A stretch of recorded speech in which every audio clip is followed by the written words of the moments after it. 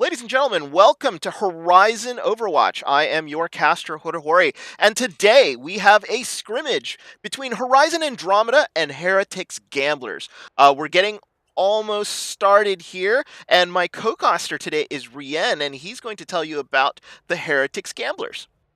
That is true. I am going to tell you about the Heretics Gamblers, and this is going to be a killer match for sure. It's going to be a good scrim. Teams looking to improve, as always, that we come to expect from scrims. They pull out a little bit of some wacky strats, not the stuff you'd normally see. But to introduce you to the Heretics Gamblers, they are a 3.9k team.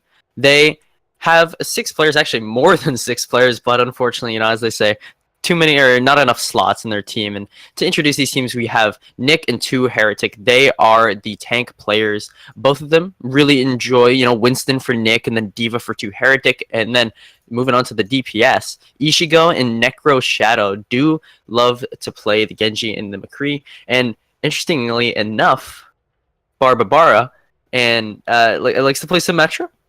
But Symmetra is no longer support, so it could be a little bit of some outdated spreadsheet here, Yeah. It's whatever. But himself and Shree are both the support players for the Heretics Gamblers, and then also, who is their opponent? They're going to be the Horizon Andromeda and Hotohori. If you would, why don't you introduce us to these fine gentlemen?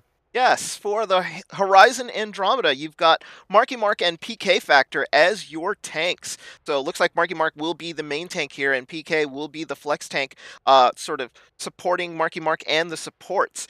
Iceman and Fooch will be your main DPS, as Iceman looking like a Genji main here, but can flex. Fooch here is showing the Widow, so we'll probably see a lot of hit scan coming from Fooch.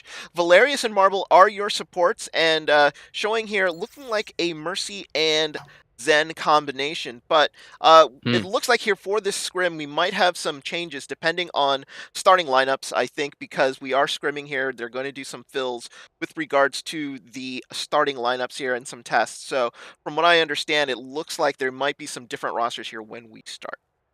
I mean, it makes a lot of sense that the teams are now trying to kind of cement their rosters and get them all set up. We do have the Horizon Community Cup tournament. It's going to start back up soon. And, teams want to make sure that their roster is all set in stone by that time. And this is, I mean, what better time to do it than in these scrims, right? That's exactly right. So like now this is the time to sort of test your strategies, test your combinations, who plays well with what and how, because this is one of those great times as you're going to be playing 2 master level teams here, just to sort of try out anything that you felt like can be sort of tested out here in a place where it's not necessarily wrong to do certain things, and you're trying to see whether or not something that you've thought of or something that you feel like is going to happen will be able to sort of fit this strategy. So it looks like here, as they're trying to sort of fill in the last minute switches, Fuch here, who is hosting for us from looks like it is going to be from Horizon, excuse me, is trying to just get the final lineups all set up and ready to go. But at this level here, you're looking basically trying to sort of optimize teamwork, right, Rien? hmm So like you're trying to sort of fit in your roster, maybe get some last minute sort of sort of fills with regards to tryouts before you go with that final roster in August. Right, that makes a lot of sense because like I said before, this is the perfect time to do it, and it's one of the things that's so critical when you're trying out new members is not only their skill but how well that they mesh into the team in terms of attitude, in terms of communication, right? Because that's the other factor, right? It's one thing to just be good at the game and then you have the mechanical skill to play the heroes. It is another thing to be able to mesh well with a team, just fit right in, slide right into the complete the puzzle basically that the team needs and they're looking for, and you need to be able to prove that you are going to be a good fit for these teams. And that makes a lot of sense in tryouts, and that's what you want to look for, is someone who the team communicates well together. You like the person, not only their gameplay but their attitude as well out of the game, and that's definitely going to be one of the things you need to watch out for with these threads, as well as communication, because on a team that's played together for a really long time, the communication is going to be completely like it's going to be stellar, right? Like you're going to see very little issues. Everyone's going to look on the same page. But in these tryouts or scrims, they might be, trying out new styles of communication. They've got, of course, the new people, the new tryouts, so you might actually see some of those errors in this match. You could see one of them playing a little bit solo, kind of playing its solo queue style, which, can work sometimes if you can make the hero play, but it's just very dangerous. And I'm sure that the captains of each of these teams are going to be looking out for that, listening into the comms, and making sure that everyone's working together on the same page. Yeah, and that's going to be super, super important here. Like those little tiny things can win or lose you a fight. Hmm. So it looks like here there's going to be a bit of an extended delay, uh, as it seems like Fuji is trying to get their last sub here for Horizon Andromeda, I think. So the Horizon here, from what I understand, is trying out a new player. So Horizon is going to be trying to see if they're going to be like, if this is exactly one of those things in which this new player can actually sort of fit in to the way that they currently play right now. So probably going to Hmm. be paying attention to comms. From what I understand, it is a support player, so that they will be trying out. So it's super Yes. important, especially on support when you're playing a little bit of DPS. When you're trying out DPS, especially DPS has sort of the ability to sort of free roam a little bit more, but either with tanks or supports. You want to have that communication on point. You got to know when to peel if the support calls for help. You also have to know who to heal when it comes to the supports, and knowing who's going to be calling out and who needs to stay up and who is priority. Now it looks like as we're starting to get in, looks like Niche here has finally gone back to Team Two, so he will be on the starting lineups here for the Heretics Gamblers, and we will get started here hopefully very shortly. The first map, Hopefully. from what I understand, will be Watch Point Gibraltar. So let's talk about Gibraltar real quick for a map. Considering that this is I think, one of the tougher maps here in Overwatch. So, Oh yeah. yeah, Rian, walk us through this. What are you going to trying to see if you're trying out a new support? What do you think the Horizon Andromeda here will be? Oh, I mean, excuse me, Heretics Gamblers here. Oh, excuse me, Horizon. I'm sorry. Will be looking. I keep going back and forth. What will Yeah. Horizon Andromeda be looking for here, for to come out of their support here on this tryout? I one of the things with the escort maps, right, is you have the moving objective and it's constantly moving. It's not static like it is on some of the other maps. So as a support, you need to not only be playing in a safe area, but you also need to know when to play the objective, when to back out to heal your team, when to play forward to do some damage if you are playing the off support that is, Zenyatta. From what I understand, Marble is trying out for their flex support, and he does play Zenyatta. I've heard some good things about him. So, we're going to see if he can get the value that you want, because on escort, you don't always want to be playing on the objective itself, because that's very dangerous. You're very susceptible to a dive, right? If you do play there, or just, the team waltzes right up onto you and smacks you right off the point. So you need to know when to kind of back off the point, play high ground or something like that. Watch Point Gibraltar, of course, on the first push, and all the stages of the map really has a lot of good opportunities for high ground advantages. And especially if you are playing the off support Zenyatta, right? You don't really need to be near your team, right? He's really fire and forget in terms of healing. You just toss a harmony orb on somebody, and then you just kind of leave them there for the rest of the time. And then also Discord orbs to give you so much utility. So I think if you are going to be trying out a Zenyatta player, you want to look at their positioning. Most importantly, that is going to be the key. Yeah, you're absolutely right, and this is actually an interesting map to sort of try him on with the way that the height advantage here is usually for the defense. So coming in, it's going to be super important to position yourself, especially as the Zen, to make sure that you don't get picked off depending on what's going on. So, so now it looks like Marky Mark has finally gotten into the match, finally as his correct uh, as his correct player, as we're about to get. Oh no, it looks like they're still waiting for Phil's here. So Waiting for that good old boy Marble.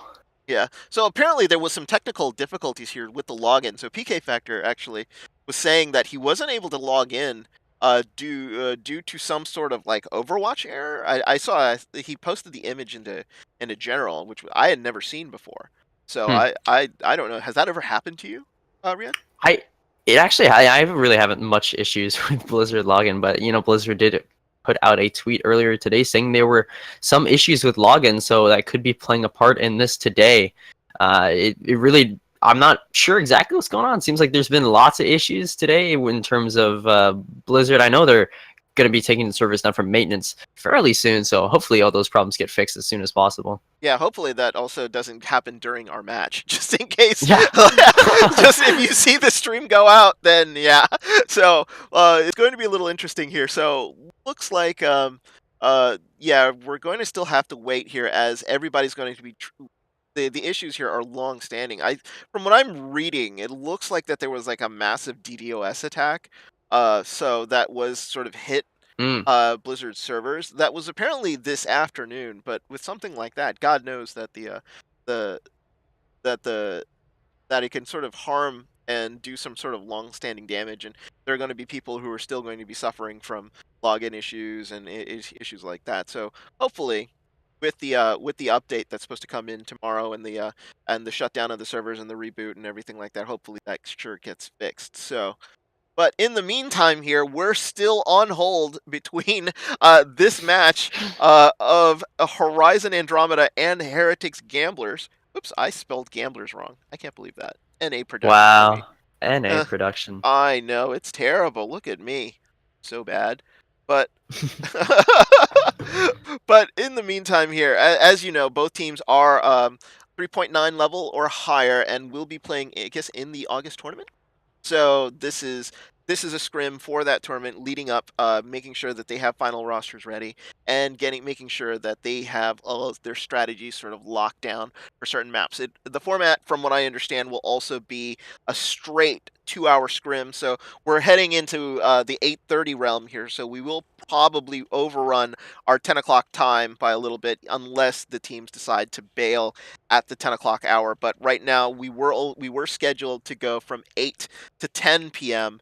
But if they want to get their full 2 hours in, it will be, I think, more likely 8:30 to 10:30. So, but if anybody's not unfamiliar with the way that the scrimmages will work, they will just basically power through maps here. So we will start on Gibraltar, and then immediately one of the other teams will pick, and they'll immediately go into the next map with substitutions here. There will be very minimal breaks, so hopefully once we do get started, it will go fairly quickly here, and there won't very that many delays. Hmm. Yeah, scrims are actually really interesting. How the teams play because they reset a lot of the maps too. If it's on escort, then one team will push it, and then they'll just go back to the lobby, swap sides real quick, and they won't even play out full maps. They'll just see which team can make it farther on either side, and that really kind of decides the quote unquote winners of each scrim match. It's a little bit interesting how the teams play it out, and every scrim is different. Of course, some teams go for the longer do play the full map sometimes, or some teams just don't care and they'll just go back to the lobby, swap sides around. It seems like teams are getting a little impatient as well here, asking just if we can start the map. I mean, I'm kind of on their side here. This is about like 30 minutes overdue, and it makes sense, in terms of all of the errors or whatever else is going on at Blizzard. I'm sure the server room is literally on fire there, and they've probably got all sorts of interns running around trying to put it out. Who even knows at this point? I am not too sure, but hopefully, So Brandon, throw one up yeah, I that was they're gonna able to end this take a out. tour of Blizzard because I have a friend that works there, and he took Oh me wow. into the Overwatch wing. So they divide up their games in groups. So there's like Group 1, Group 2, Group Hmm. 4, and Group 4 is their Overwatch team. And we had a chance to sort of walk by the Blizzard sort of control center. It's pretty amazing actually how they sort of do everything, because like they have it looks like it's sort of like a mini NASA, because they have feeds coming in from all of their servers around the world, and they're looking at like sort of activity on the servers. I mean, there are monitors everywhere, and then it's monitoring like sort of average ping for players and all sorts of other crazy stuff. It is pretty amazing. So I was able to sort of like sort of be outside of the glass and watch them do their sort of thing, and it was really really cool. So like you Hmm. see that they're constantly trying to sort of figure out and fix any issues associated to the game as it's going on. So if somebody just already submits like a ticket that says, they're getting some crazy delays in North America, that they'll ping their servers, try to figure out what's going on with regards to the servers here in North America, or if it's like South America or Europe or something like that. So that they have these little charts and stuff going around tracking everything and making sure all this stuff comes up. So they sort of run it, and they have to sort of run it 24/7, which is pretty crazy. So my friend was saying it's like this room is always occupied. There's never not anyone in it, and it's like it's pretty nuts. That's actually really interesting. Yeah. I've not had the opportunity to get into Blizzard at all. I'm up here in Washington. That's down there in California. I ain't going out to California. It's hot there. Especially right now with the crazy heat wave that's going on down there. Oh yeah. But I know it's on my bucket list. One of these days, I'm gonna make a good old pilgrimage down. Kneel down outside of the Overwatch League stadium. Oh yeah. Someday, Yeah, and then I've someday. been to the Overwatch. I was actually in Burbank, so I went to the Overwatch League Stadium Oh about a wow. month ago. So I was there. I was there on was a Thursday. I was playing when Shanghai was playing. So Shanghai Dragons, let me tell you, have the best sort of following locally in LA. So like Oh they yeah. ended up going 0-40, but at the same time, anytime the Dragons played, from what my friend said, they would always have a full crowd cheering them on inside the stadium, and it was sort of nice to see because they were really really pushing hard and trying to get everybody behind them because they were having such a tough time with it all. And Oh, finally now it looks like it's a we're going to miracle. go. It is. It's a Christmas miracle. So it will be Heretics Gamblers in red here, and it will be Horizon Andromeda in blue. So just for those of you at home and for the casters here, we will be starting finally here on Watchpoint Gibraltar. There we go. Finally going to get started here on the defense. You've got Horizon and Andromeda, and they're going to be starting out with what seems to be a dive defense that's very classical of the Watchpoint Gibraltar. You hold up on this little high ground here, move off into the side little. I'm not exactly sure what this room is. Broken server room or Yeah, it's the something or the other. server room. Yeah. Yeah. And oh wait, no, not the big one, the smaller one, the little hallway Yeah. Yeah. up near the with the bridge as well. Yeah, that's where the teams will usually, the attacking team will dive up there, go in that room real quick. Teams will exchange pleasantries, as I like to call it. They have a little tea party in there. No one dies. Everyone just gets healed up, and just both the Winstons just drop their shield and then zap the other shield, and then just move back around the corner. It's it's always funny for me, at least, to see the teams do that, and probably dive on both sides is what I have come to expect here, and we see that's pretty much what the offense is going to be run. Maybe they might have some switches around for the most part here, but Ryan Zarya is actually not as strong on this map as that they are on some of the other maps, and dive defense and offense really seems to be the primary choice here for these teams. Yeah, the verticality here is super, super important. And that's why usually the Winston Diva is what is usually run here, because of all the little nooks here up at the top. And it even gets Oh worse yeah. as you get into part B. So going and having to defend the spaceship here on 3 different levels. But it looks like they're getting started here. And we have Necro Shadow here on the Widowmaker. So we're going to ride with him a little bit, see if he can get an early pick here onto Horizon Andromeda, as Heretics sort of push in exactly changing pleasantries It's the here. tea party. Exactly right where that you thought they were going to be. And no early deaths here by either team, so it looks like both teams are just sort of wheeling each other out. But as I say that, it looks like Trien takes out Narcissus, and it looks like they're going to get a little bit of a push here, but the Widow here is flanking around, trying to sort of catch and get picked out by Booch. There you go. That opening pick there onto Narcissus on that Genji was key, because then you lose out on a lot of the DPS and you lose a lot of your pressure too. He was flanking on the side, trying to pressure the supports, and then as soon as he was gone, they couldn't dive onto the supports to have any damage there. And you see Iceman's now picking up even more kills. They are going to be able to res that one up though. Nick has to jump up top because he's discorded and low, but PK Factor dives in now. This is where the aggression comes out for Horizon Andromeda, and you see them pick up 2 quick kills. Valrius there, going for the res onto Marky Mark, who was the only frag, but now Iceman down as well to Necro Shatter here, so he's finally finding some value. The Widows both have their infra sights up, so they know where everyone is. They can exchange some nice waves back and forth to each other through the walls if they so please and so desire. But here you see, that's just where the information from the infra site comes in. Teams know exactly where the other teams are holding, and they're going to move right on in for some more action here. Yeah, as they sort of move in here, it looks like Nitch is trying to roll under and is immediately going to dive onto the high ground here, trying to go for the supports, which is going to force, it looks like Horizon here going to field, but we have an early blade here by Iceman trying to sort of take out anybody that he can, and he does. He does take out Barbara here on this, with the supports, and looks like PK Factor took out Narcissus here with the bomb, so it looks like some early defense here doing pretty well here for Horizon. As it looks like though, but it looks like Heretics Gamblers fighting back, trying to get any kills that they can. And it looks like Ninja here sort of ulting, trying to sort of clear out the point here, trying to go after the Mercy, who is in the air, and he's trying to do his best, but it's not going to be working here, as they look like they're going to have to sort of fall back. That payload has rolled all the way back to the middle of the car wash here, and they're just not getting any push, but Nitch gets 3 before he gets blown up there by PK Factor.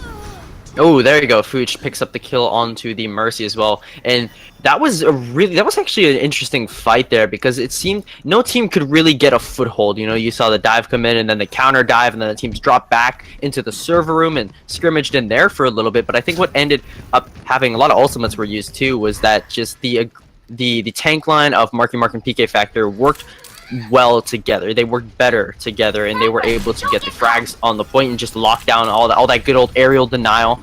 But right now, see, the cart seems to have been neglected for now. It's collecting dust down there in the car wash. Kind of ironic, because you'd expect it to be clean down there. But here comes the dive onto Fuch and onto Trian up top. Trian's actually very pressured here. He's gonna pop the Transcendence just to stay alive. Narcissus is taken down. Valrius is down as well. That's the bigger pick because of the Mercy. But now here comes a blade from Iceman. Look at it slice up the team. There's a counter Transcendence though. He's gonna be able to catch Tree before that Transcendence does come out. And now Primal Rage just to boop Iceman away from the team. He's able to Swift Strike his way out of that one. The Ninja proving too agile, but the Monkey is more agile. He's genetically engineered. You do not want to mess with him. He's with that Tesla gun. You can't even deflect that, but Narcissus now trying to make things work with a blade of his own. Catches Fuch, who's rotating around the side, and that is going to be that, it seems, for the Heretics Gamblers. But they've lost so much time here with only 20 seconds left on the clock. Horizon and Andromeda, definitely great hold from them on point A so far. Yeah, they've done really, really well here, and it looks like they're going to go in for a last-ditch defense here to sort of stall them out here on point A. Heretics Gamblers here sort of neglecting the point to their peril, but it looks like a Diva Bomb here trying to sort of zone out the point. As overtime ticks down here, can Nick get back to the point? No, he gets killed. And now it looks like Cardinal here trying to sort of hang on to the point as best he can. Zoning Diva Bomb here, trying to just sort of move them off and trying to cap the point. They do not get it, but Cardinal here still on the point, still alive. Narcissus trying his best to sort of stay alive here. He does get PK Factor out of the mech, but down he goes to Iceman, looking ice cold here on the point, but it looks like some reinforcements coming in from Heretics Gamblers as they're able to sort of try to hold it off, but kills in the kill feed going the way of Andromeda here. And that's going to do it here if they can sort of get Nick off the point, but another, looks like another ultra by Narcissus immediately gets blown up. What a pulse bomb there, so by Fuch, and now it's just a matter of getting the big monkey off the point. He's trying to sort of stay alive as best he can. That's going to do it. Overtime ticks down, and they do not get point A. Wow, I really thought that was going to go in favor of the Heretics Gamblers there on the offense. It seemed like they had a solid foothold, but that initial aggression from Horizon and Andromeda showing so dominant, so powerful here from these teams. You know, Horizon and Andromeda, they've shown themselves to be a very, very aggressive on the defense. You know, they will counter dive once the dive comes in to protect their supports, and that really is what decided it, because you saw Heretics Gamblers there, and of course here comes the reset to switch the sides.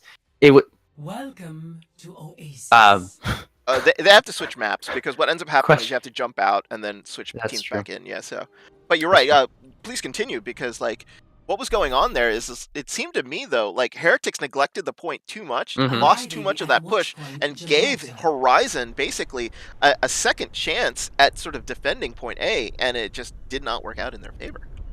Yeah, I think their main issue there was it took them a really long time to start initiating their dives, right? You saw the point, like I said, like you were saying, just kind of go neglected underneath the bridge here and just sitting there.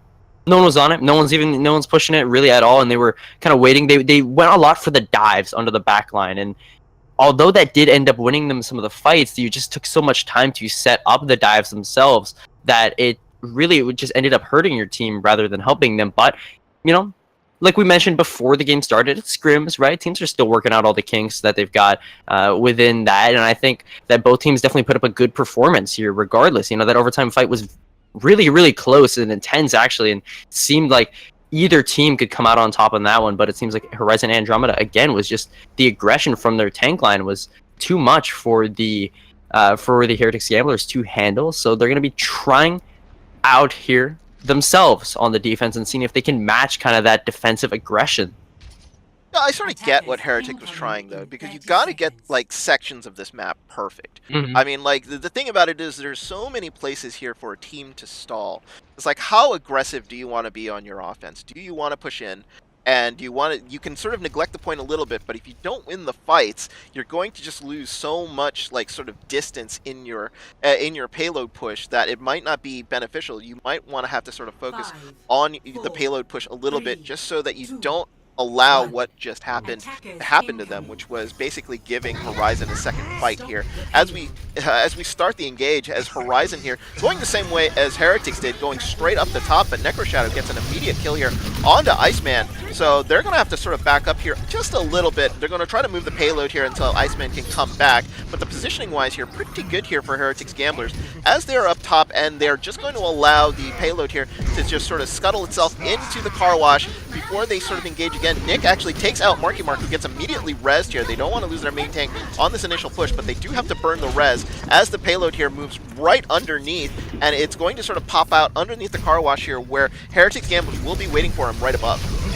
Yeah, that is what happens, and you see Nick takes advantage of that, dives into the supports in the backline immediately and shuts them down, but Tree goes down himself. Mercy's down for both sides, but the offense still has the advantage in terms of spawn Cardinals DMAC, but it shouldn't matter much because he can duck around the corner and escape. But here's Fooch in the backline with the Widowmaker, popping some shots onto Narcissus here, making sure that he does not get any of that, and Cardinal is finished off himself, could not get away as the Zero Suit Diva and Fooch. Again, 98% on the infra side. Necroshadow has his, but he's not going to get even the chance to use it. And now Fooch is on lockdown on the res as well. Hits Tree with a few shots of his own.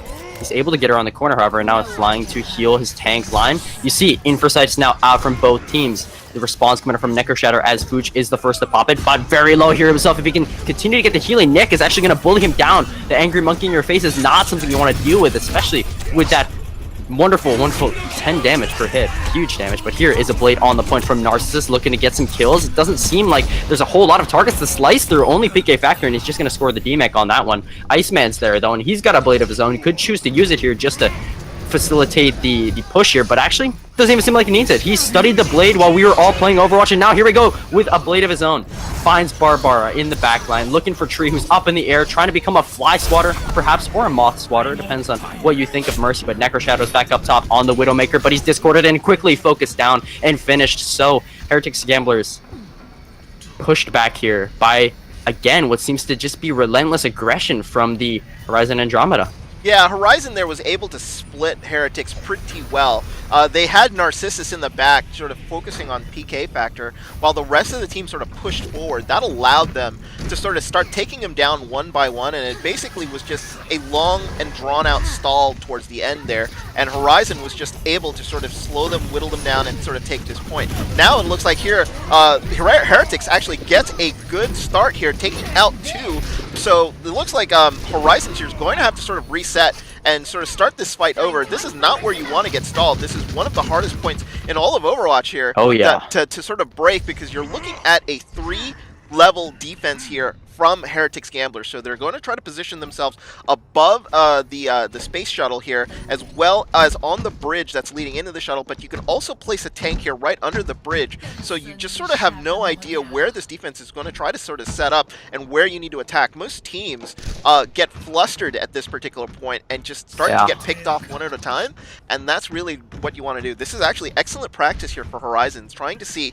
whether or not they can sort of break this little defense here that Heretics has got to set up. They're spread out pretty much everywhere here, and they're not allowing a clean engage here from Horizon, but it looks like a Diva Bomb placed right on top of the payload will clear them off a little bit, so that'll give them some room. Narcissus goes down here as Marky Mark finishes him off, and now it looks like a blade here coming out from Iceman, as he's going to try to sort of go for anybody in the back, as the Transcendence was popped there, but really doesn't look like anything really came out of it. Like, looks like Fooch there with a great pulse bomb, and a counter. Looks like Narcissus coming back with his own blade, trying to get anybody that he can, but the Transcendence also comes out to counter that blade, so no dice here from Narcissus, so he's got to be really, really careful here. Down to 36, down he goes, and it looks like Horizon here, nice clearing out of point B, very patient, and they're going to cap this point unless there's going to be a defense here set up by the Heretics Glamours, but it doesn't look like it.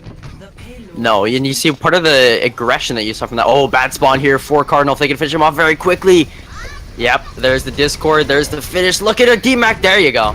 That's what you want there. And now you just stagger the poor old Zero Suit Diva right into the team. He can't do anything. I'm sorry, Cardinal. Oh, poor guy. Cardinal. Can we get an F for Cardinal here, ladies guy. and gentlemen? Poor guy. But you see, they really did play that fight very patiently. They baited out the enemy ults. They countered them with their Transcendence on both sides actually, and they played it slow.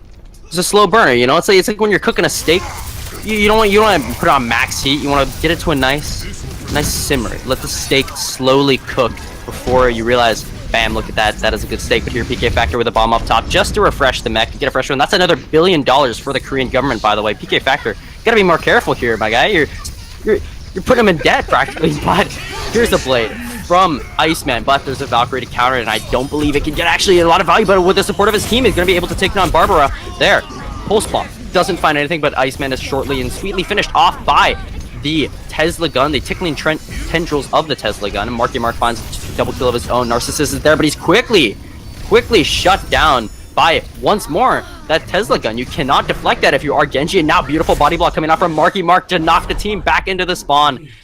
And Horizon Andromeda looking at very, very strong here on this Watchpoint Gibraltar offense. Yeah, they looked really, really good there. They didn't stop either. That was the thing with Horizon that was a little different from Heretics. The fact that Andromeda just kept pushing whenever they had the opportunity. Heretics got stalled up there in the very beginning, which is basically what led to their downfall in point A. But Horizon, anytime they had a chance to sort of keep the payload moving, they absolutely did, while also being aggressive enough to sort of push the attack. So we're going to see what next map they're going to go to here. So we don't know yet. So it will be up to the Heretics Gamblers here to sort of switch maps and pick. When it comes to like these scrims, a lot of the times it's usually one of those things in which usually losing team actually picks. In this particular case, because they restarted and Andromeda decided to start all the way from the beginning, I'm pretty sure Heretics will probably get the pick here. But looks like Numbani. Is that what you're seeing?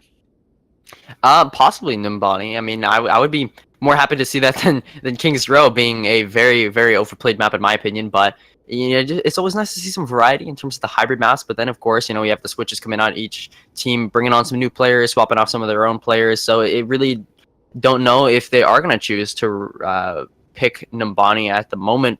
Really depends. But Fuchslaw is, of course, in charge. And Narcissus did say it was their pick. So Resident Andromeda seems like they're going to choose Numbani here. Maybe speaking a little bit too soon. But I think for Heretics Gamblers, they need to find a way to counter the aggression that the Horizon Andromeda is putting out. They play very aggro, and the way you kind of counter an aggressive team is with stunts or with crowd control. You could get a McCree, and a little risky because he just can get focused down so fast, but a Brigitte and maybe even a Reaper, I think, would do a really good job of just taking down the dive, because Winston dives in, well, Brigitte's there with her stun, and she just shield bashes him, give him one right to the face, and then quickly focused down by the rest of the team before he even has a chance to drop his shield. And then for the D.Va as well, I mean, you can't defense matrix through all of the mace swings of the Brigitte, right? And if you have a Reaper as well, he just has so much burst damage himself that he can practically finish Winston and D.Va off himself and then still have room for dessert. And I don't know. How much would you say that the Heretics Gamblers might need to counter this aggressive team that is the Horizon Andromeda? Well, you were right with the stuns, but like you could go sort of a little bit out of the box. Maybe pull out a Junkrat Mm-hmm. here to just use that just huge amount of damage, just to sort of push them through. So it looks like we are indeed going to Bonnie Nice. here.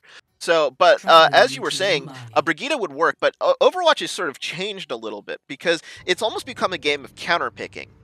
So you're sort of trying to see what a team is sort of defending with, and if you're on the attack, for example, you can sort of counterpick an attack with what you think can sort of break through the defense without sort of being detrimental to you. And on the other side, when you see Heretics, if Heretics actually does enable itself to take a point, you could see Horizon sort of dump whoever they were running because they knew that that current lineup is not going to be running. So I've seen games where teams will end up counterpicking each other like at the time of points. So it'll be very interesting to see if gamblers will decide to sort of do that if they decide to lose, if they decide here to lose point B, just to see whether or not they can sort of counterpick a Horizon, because it looks like Horizon here running the dive again, and they are on offense this time to start off with Heretics on defense, and Heretics coming out with a little bit of different defense here. I see Narcissus on a Torbjorn, so probably going to stick that out in the back here and just sort of try to sort of pick off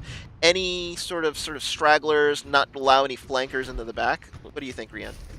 Yeah, I've seen this strategy before, and it's actually does have a lot of value if you can pull it off correctly. You can just lock down. Yeah, you see where they're gonna put this Torb turret over here in the corner, along with the shield there, and it's really hard to actually damage because that shield is so mobile and constantly refreshes, and it's really hard to break through that if you are the offense here. They do of course have the Fair of Optimal Shot, who could just just rain rockets down in the corner. So.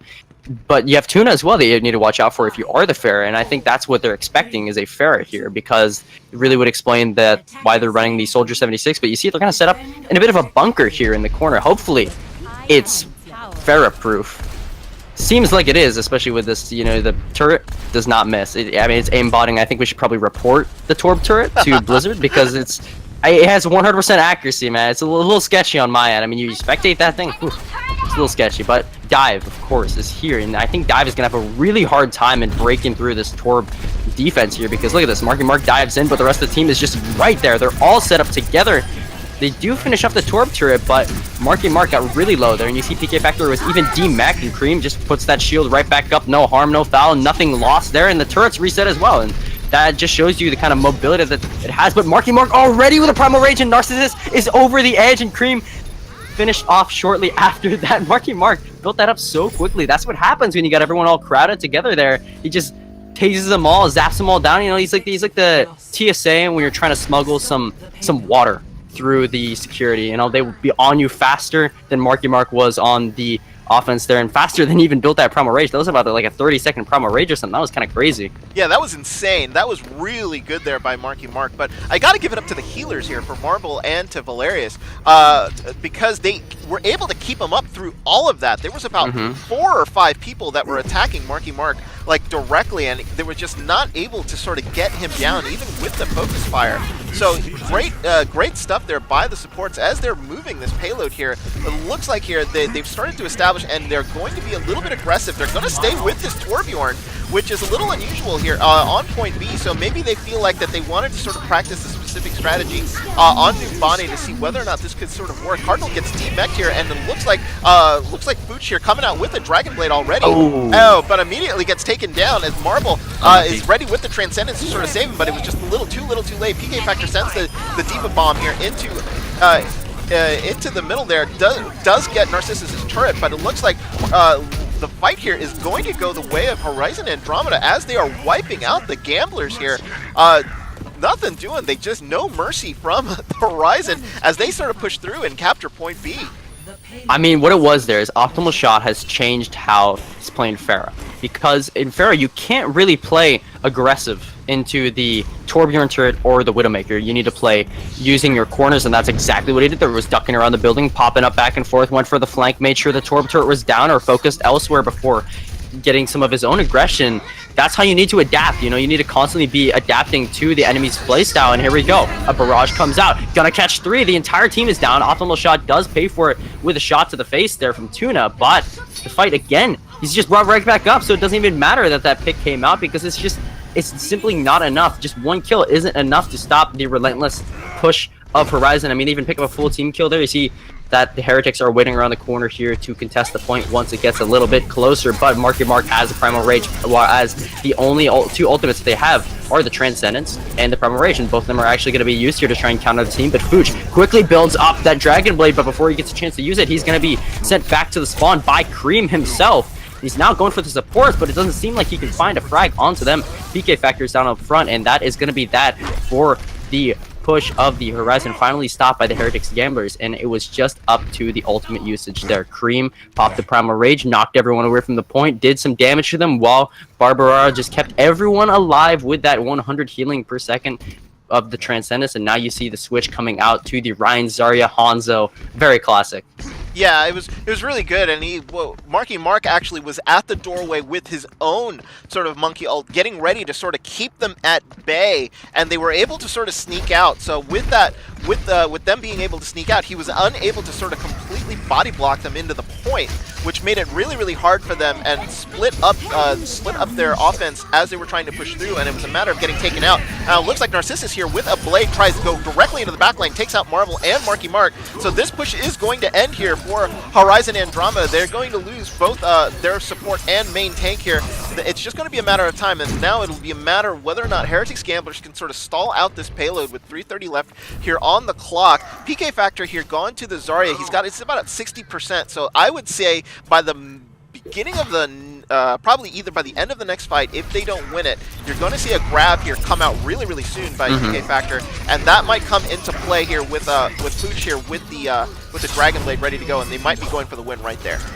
Yeah, I think that's what they're going to do, but Push is stalled out as Valerius is the first to fall there. Unfortunately, the Zen actually on the flank here. I mean, you don't even need another flanker with Narcissus on the Genji if you got the Zen, you know? Just flanking on the side, doing all that good old damage.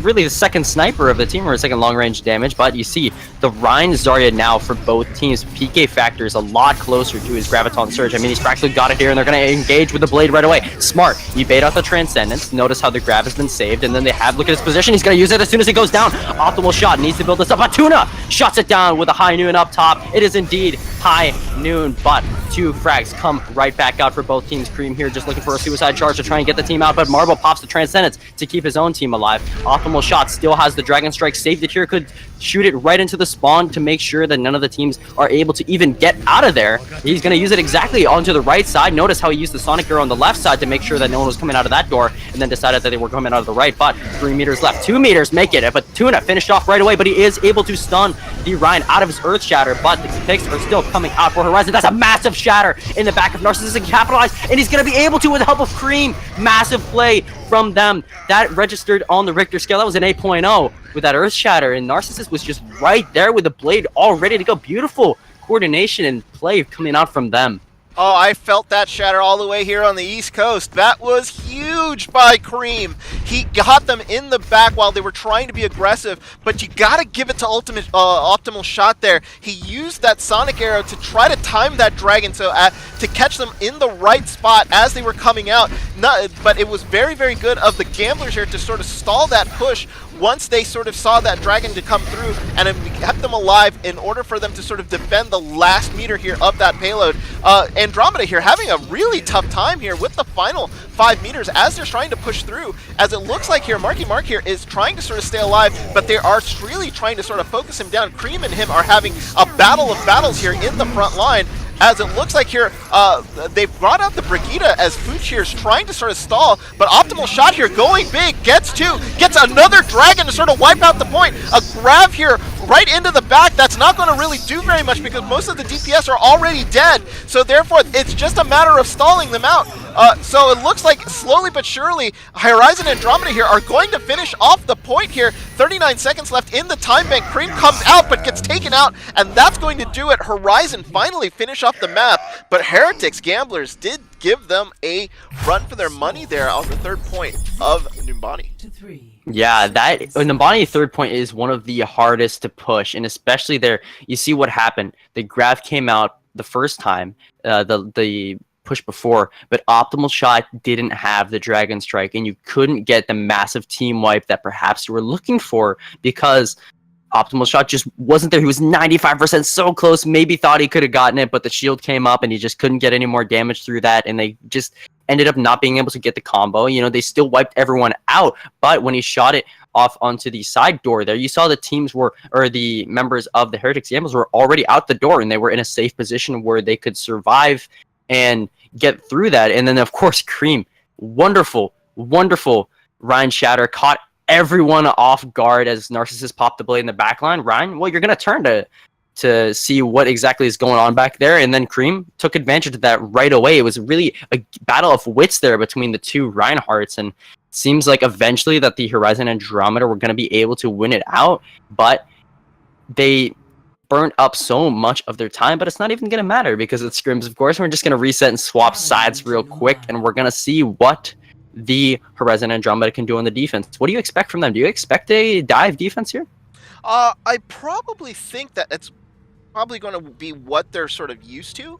So you got to figure like that's what they're going to do. So it looks like they're starting to populate their characters here. So PK goes immediately to the Diva, but that doesn't necessarily mean that they're going to go for sort of a dive defense here. It'll just depend on what Marky Mark and Fooch will choose. But you see Marky Mark on the Winston, so yeah, I think they will be defending with dive, which is a very it's going to be a bit of a half dive. So Fooch is going Genji, and Optimal Shot here going with the Hanzo because of the way that Hanzo was changed. He's become so such a damage dealer with regards to the way that he's sort of built now, that you just sort of can run him with a dive and he can just sort of stay back and do all of those damage with the arrows. So he can sort of take out tanks by himself, which is actually sort of crazy now.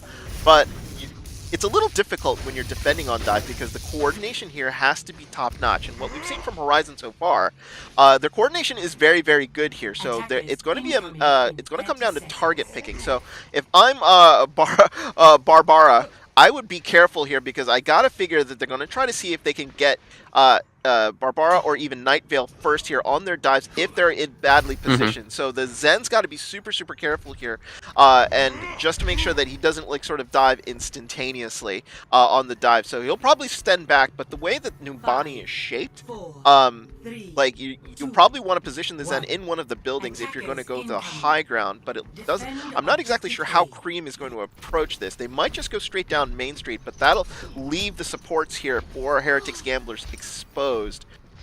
So, but it looks like here they are going to go in a building and they're going to try to sort of use the building as shield before they start attacking.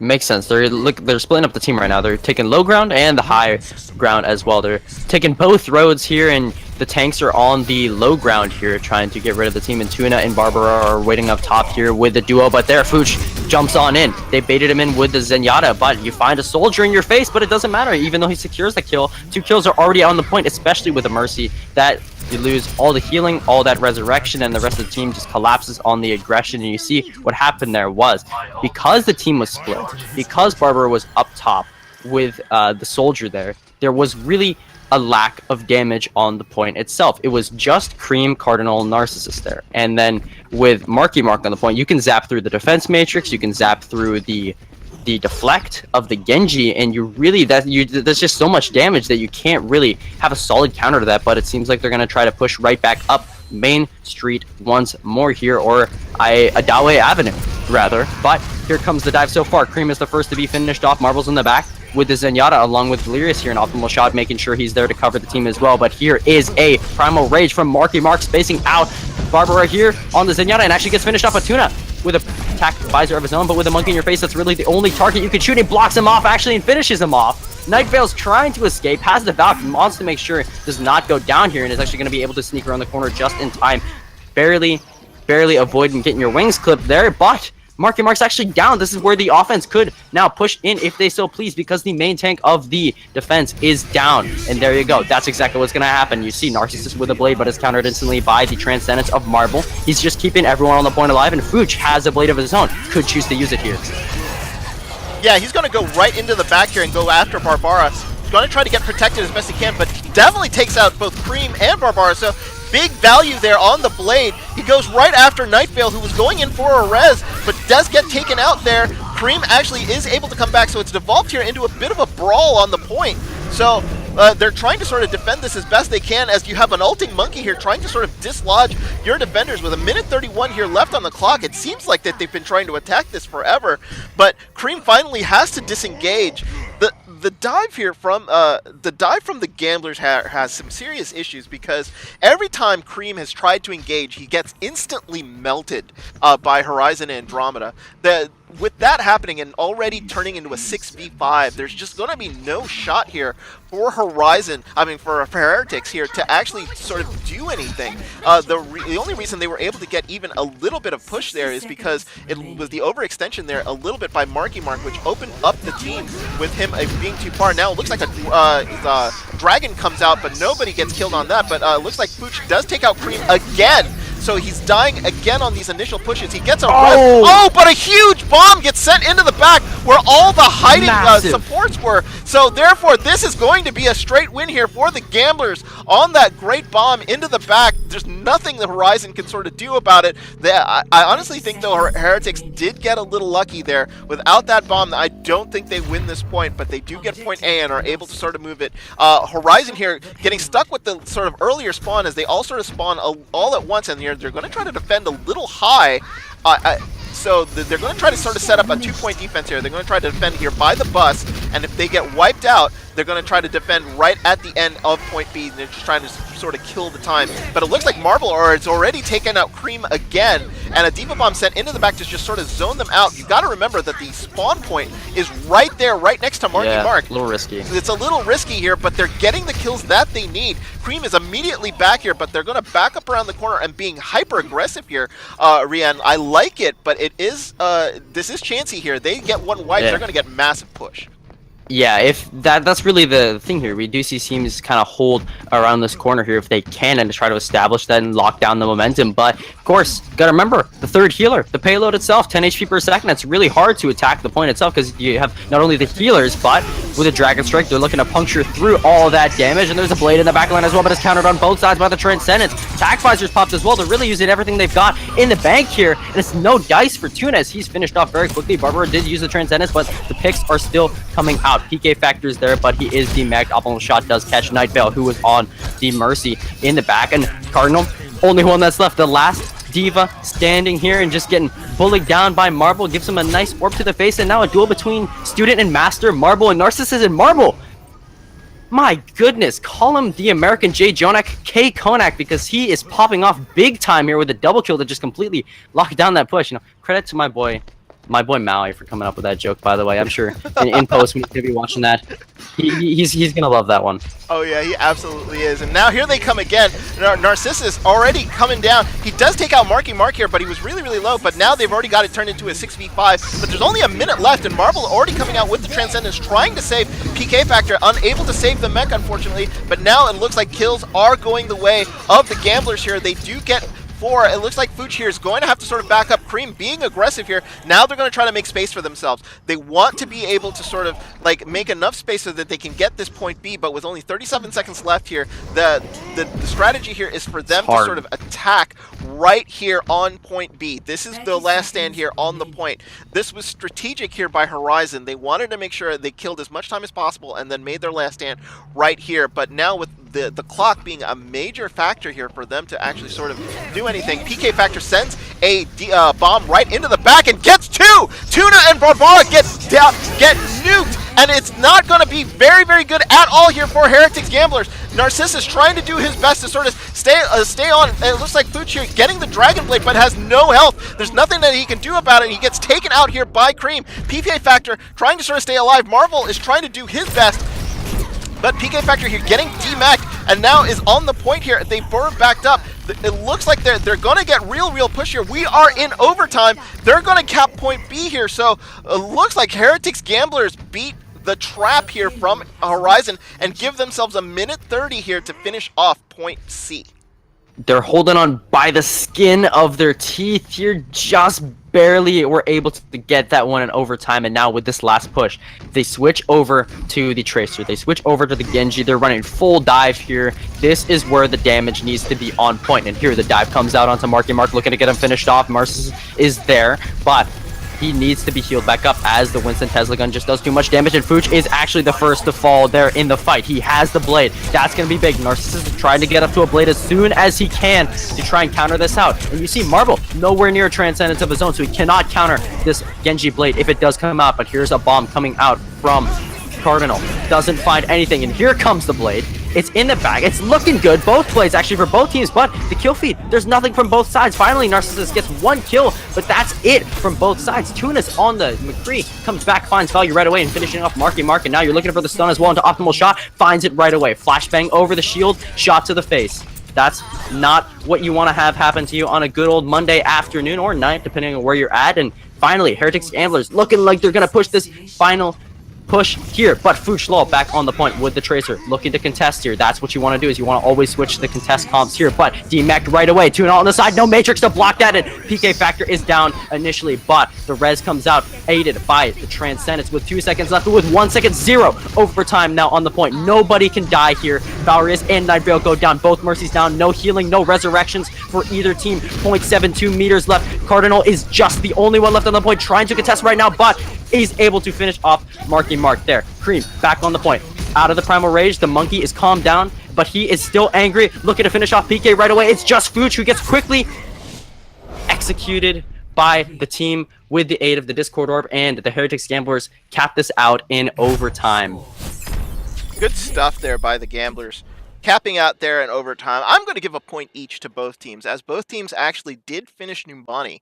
But let's talk about that Heretics Gamblers push a little bit there. At the end, they really only had a minute 30 there to push, and just basically went balls to the wall aggressive, just to sort of dive in and sort of counter that aggression that was coming out by Horizon Andromeda. Tuna there with some great flanks coming out on the McCree, using the high noon to the best of his ability there, getting out two, and then by the time that Tuna had used his high noon there on the side, there was really nothing that Horizon could sort of do except go full stall mode. And by the end of it there, they really only came out with two supports, and I think it was Marky Mark just trying to sort of do his best to sort of stall on the point there. They had taken out all of the DPS there from Horizon, and with overtime already starting, it increases just sort of the spawn time by an additional 5 seconds, and they were able to sort of stall them out. So Heretics there end up capping the final point and catching Numbani, and they literally just sort of tied there, because Horizon really only finished the map with about 27 seconds to go. Heretics held Horizon there for about 2-3 minutes, I think, on the final push. They had a better sort of section 1 and 2 compared to Heretics, who had a sort of a tougher 1 and 2 section, but were able to sort of power Andromeda there through at the end. Yeah, and what I noticed too was that the switches in overtime to assist that, you saw kind of them flex back onto their comfort picks. Tuna went immediately onto the McCree, which normally think, wow, it's not that good for an overtime kind of attack, but he was on it anyways, and he found the picks that they needed, and that really in the overtime fight, when all the pressure is on your shoulders there, you're feeling like Atlas, the weight of the world, all there, right? And it's so hard to try and stay calm and not get spooked or scared by the defense or the offense, depending on whatever side you're on. You always need to keep your cool no matter what, because when you get flustered, that is when your gameplay starts to suffer. Yeah, and that's where you know, like, you've got players who are able to sort of handle that sort of pressure. It's when you get into overtime and you just can't panic. and because panic is the biggest enemy to everybody there. So like, if they start to panic, if they start to pull out characters that they don't mean to sort of use in the stall, or they die too quickly, or unclear as to where they should be doing, it could sort of ruin a push really, really quickly. And like, you don't want that coming out of your team, especially there in the final seconds when every spawn and every player matters there, as the clock sort of starts to tick down really, really low. So the map that was chosen while we were talking here was Oasis. So we will do a best of 3 here. They'll probably want to play all 3 maps in this sort of format. So it looks like both teams starting off on the dive again, but optimal shot here going with the Pharah here for Horizon Andromeda. So they're probably going to run a pharmacy here up at the top, but it's me. Will be running, it looks like the McCree here to counter. So looking like just a couple changes here, but I see Marble here on an Orisa. A somewhat unusual pick here for Gardens, don't you think, Brienne? 5, 4, I think it is, and of course you see the Of switch course, right he away just that was comes doing out. the Yeah. debate me. Okay, great. Round Yep. Yep. Makes a lot of sense, right? Because now you see, wonderful 900 IQ strat there from Nightmare on the Lucio initially, just to speed boost the team out of the gate. And now you see that it helps them because they've already established themselves on the point, whereas the Horizon is just trying to set themselves up here. But you have the Pharah up top. Or meme, not sure how you want to say that, I'll just call him meme for now, is on the McCree though, so Pharah has to watch out, boops him down, actually does not get the finish, however, he's able to duck his way around the point, but Necroshadow's here looking to try and contest the Pharah in the skies, but it's very hard because you're discorded like that, and you see that the point has kind of been established right now with the help of that Lucio speed boost that you saw initially. So even though PK Factor comes up with 2 picks here, it's just not enough to help the team because already so much of your team is lost. And Mark, of course, just has to leapfrog his way out of that one. Leap monkey? Not sure what you'd call that one.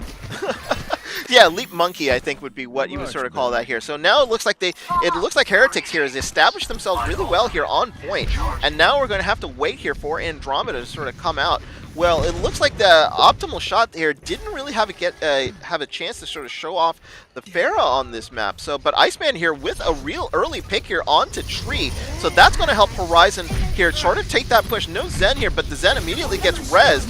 But they burn this res, so hopefully, like, they don't lose another player here. Now Genji Blade comes out from Necro Shadow here, trying to sort of get anybody to sort of even out this point. He gets both supports. That is huge. So like, Necro Shadow getting maximum value here out of this blade. Iceman trying to do his best to sort of stall on the point, but it could be just a matter of time here before this point actually stays for Heretics here. They're gonna try to sort of stall it out. Down goes Iceman, and now we're at 56% here.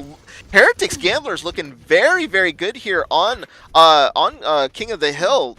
Andromeda here has to go back to the drawing board as they are not getting any push at all here against them. Yeah, but you see, ultimate advantage right now. No team really has it. Actually, as I say that, you have Andromeda here with all their eggs in a basket, or all their ultimates in a basket. Oh, the High Noon came out, but misread the clock, buddy. It's not 12 o'clock. It is in fact 12:01. An optimal shot. Looks for the barrage here. Let's see if the forecast says justice. Does not there. He only gets 1 kill on the Tree there, but still could be enough as Cardinal is able to finish him off. Here's a Diva Bomb on the point. It's just there to contest and get back in the map. Perhaps it was a little bit damaged, but Diva Bomb on both sides. In fact, Cardinals demech instantly by that Diva Bomb, however, so it finds a little bit of value, but with the Mercy going down like that, depends on whether or not they can still try to hold this point out with the healing, but it seems like they're going to be able to, as actually the Transcendence comes out for both teams here. 100 healing per second is nothing to scoff at from both sides, and you have optimal shot is back. 130 damage per shot with the rocket if he can find the value and the kills, but Marble's down. You lose your Discord, you lose the Harmony. Optimal shot still able to find the kills, but Meme is back on the point with a High Noon, back and better than ever, and this time it is in fact High Noon with a double kill, triple kill, make it to finish out this point, 100-0 in favor of the Heretics Gamblers. Yeah, Heretics looking very, very good there on Gardens. I don't think Optimal Shot really had a chance to even play properly in that fight. It is a very Pharah-friendly map. Looks like we're gonna have a pause here as PK Factor gets disconnected. So I don't know if they're going to sort of pause or just sort of let them go 6v5. No, there's the pause. So let's just talk about what just happened there. So when you're when you're playing Gardens, it's really most of the time you'll see a Pharah battle sort of happen right there in the middle, and it's a battle for high ground. What ended up happening was is that Heretics Gamblers just didn't even bother with that. They were just like, me, will just come onto the McCree and make sure that your Pharah is a non-factor in that entire map whatsoever. And what happened is I think Optimal Shot was only able to get like one barrage off, and even then, when the barrage went off, it was shielded and defense matrix, so there was really no value coming out from Optimal Shot with regards to the Pharah. And then by then, they had already gotten so many percentage points onto the point, there was just really nothing that they could sort of do. And Optimal Shot was just sort of almost like negated from the entire push on the fight. So I say that was just a matter of it was a matter of good counterpicking and just being able to sort of stall out the point there. Heretics didn't really give Horizon, I think it was a total of maybe 3 or 4 engages. Rian, was that like total of 4 engages? Then they just Yeah. couldn't win a single one of them. Yeah, and because it was because the optimal shot was on the fair, and you were running into Meme again and again, who was just shutting him down every time. And I think if you were optimal shot there, you kind of ramming your head into a wall a little bit with the Pharah, because in hit scans, everyone always says, "Oh, hit scans counter Pharah," but not always. It depends on the skill of the hit scan themselves. Just picking a hit scan won't magically give you the ability to shut down the Pharah. You need to be able to hit the shots, and that is what Meme was able to do. And he was building up the high noon so quickly as well. And half of the time, Optimal Shot just couldn't get any value there because he was getting shut down by the Devo with the defense matrix. He was just getting instantly shot down by Meme, and it was so hard for him to get really anything done. You even saw, the Pharah, he was getting so much damage on the point, they just couldn't capitalize. So I think that this switch to the Junkrat is better because you can play behind the shields and you can just spam all over the point, as Junkrat is so loved for, you could practically just fall asleep at the keyboard if you really, really wanted to, and just tape down that left click button, just fall asleep, get up, go to the bathroom, get a drink of water, come back, and wow, gold Elam. Yeah. There you go. There you go. Well, now it looks like here PK Factor got his internet reset, and he is back. So therefore, here they come again here. Slight change here for, looks like, for Horizon, as Marky Mark has now gone to the Reinhardt here. And as told to me by Fuzzbug, Marky Mark is one of those excellent Reinhardt players here. So we're gonna see how he does against Nick here as they're sort of pushing through. Meme actually takes out Valeris, so that is a huge initial pick here. Valeris, massive. So Tree actually DMX Iceman here, but this point is initially going to go to Heretics Gamblers here, having some issues. Nightveil reses Meme, so it looks like they take the initial point here, and the picks have been really huge here for Heretics Gamblers. They've just gotten sort of key pick here to start off these fights that's just forced Horizon to sort of fall back and just not allow them to sort of get full hold here onto the point here as they start to re-engage. Marky Mark is starting to re-engage here with PK Factor behind him as they slowly engage here. Marky Mark's got to be careful. He gets taken out right away. He was just sort of out of line of sight of the healers here as Nick is now pushing in, being very aggressive. Earth-shattering in the air, does take down Optimal Shot as Meme actually gets the finishing kills here on him. So now they're getting very, very aggressive here, and the res sort of comes through as Nick is coming back, and now they're just sort of exerting their will on Horizon. Maybe Horizon here might want to change up the strategy as they're not getting any joy here against the Gamblers. Man, it's so hard to go into this McCree of Meme here. He's just been so good at just finding the frags, finding the picks. Look, he's got the high noon here, looking for that on his own, I'm sure, but here is a blade from Necro Shadow. It's in the back. It's gonna find a few picks if he is indeed careful, but he seems like he's only able to get optimal shot, which makes sense. The damage was there. It's really all you need. One pick really decides the fight. Valerius goes for a risky res, almost gets his wings clipped off right there, almost gets him burned off, and actually does eventually get shot down by Meme. And again, it's really just the story of Meme right now. The switch to him is just, he's been so dominant on this McCree, on this hit scan, and Heretics Gamblers looking really, really strong here, looking to make this even a 2-0, 100-0 on both maps, which is, that's rough to have happen to you if you're Horizon. Yeah, and Horizon here trying to do their best here. The issue seems to be like the initial engages here. Marky Marks can't get a foothold here, but Marvel comes out with the Transcendence, but like he then immediately gets sort of hammered through. Meme getting the kills here. Here comes a counter grab. Nick gets taken out, but Oh my gosh. Meme is just wiping them out. We're in overtime here. Marble gets onto the point here just at the very end. He's going to get taken out. Overtime ticks down here. Mark's trying to get to the point to just sort of stall it out, but that's going to do it. Heretics Gamblers. Nice job here on King of the Hill. Goodness gracious, call him Mortician because Meme just wiped the floor with them right now. I mean, call him with this is a murder. We just occur here. Look at this. Let's watch this play of the game here. Meme just comes in on the side with the McCree. Double shot onto optimal shot right away, and then just pops the high noon because the Winston shield was down. Beautiful engagement from him, and that just shows you. Look at that, even the flash at the end to get the finish onto the Zen. That just shows you the amount of value that a good hitscan player can have. Again and again, the entire storyline of Oasis was Meme dunking on him over and over. Yeah, so that's the thing. It's like they really didn't have anybody to sort of dive on him. I think they in this particular case is they wanted to maybe analyze and sort of take a look with him doing so much damage. It was probably would have been good for Horizon to sort of see whether or not they would have been able to sort of jump in and just sort of nail him. And try to get him out of the game as quickly as possible. See, that's really the issue here, is the fact that like he was just basically left to his own devices most of the time. I think once on Gardens, he actually gets rocketed to the face as he was sort of high nooning. But besides that, that was pretty much it. And he was allowed to just sort of wreak havoc on everybody here on the point, and he just was going nuts there, and he was doing what he needed to do, and Horizon just really did not have an answer for me. They really didn't, and I think even with the Junkrat, right? The Junkrat tried to do his best, but you saw the positioning of Meme. He wasn't playing near his team. He was playing very far back with the supports, actually, and that makes it really hard for the dives as well. If they want to dive onto the supports, you get a pick, with a Tracer or something like that, because it just gets shut down immediately by the McCree that's just waiting there for you.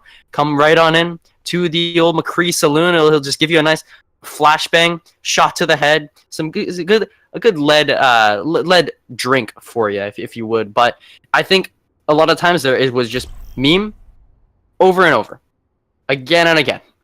Always him was just there to shut down whatever they were throwing at him. The Junkrat tire laughs it right off with a double kill, like 2 shots onto it to just finish it off right away. You try to get a grab on the point, flashbangs the Zarya and finishes him off instantly. Pharah, nice try. He laughs it off. It's like a mosquito to him, just slaps it right out of the air with 2 shots, and there's nothing you can do against it. A good McCree like that, other than just try to out damage it with a McCree of your own, and they just didn't really switch into that. Didn't seem like they had a player who could possibly attempt to counter him with that. But Ilios is the next map. Ilios is the next map, and there are a whole bunch of different factors with regards to this. So now we're going to be starting on Well, and it looks like Cream and Mark here are going to both go on the Orisas. So, looks like there's some settings changes here, because I think they're going to go best of 5, because they wanted to play all 3 maps here of Ilios, because you don't need to repeat any of the maps. So, therefore, by making it best of 5, they actually switched the maps here to Lighthouse. So, we'll probably see the dives come back here for both Horizon and Heretics as both teams. Yep, that's exactly what we see. It looks like Cream here going to the Winston. Mark looking like going to the Diva here and maybe switching Marble to the main tank. No?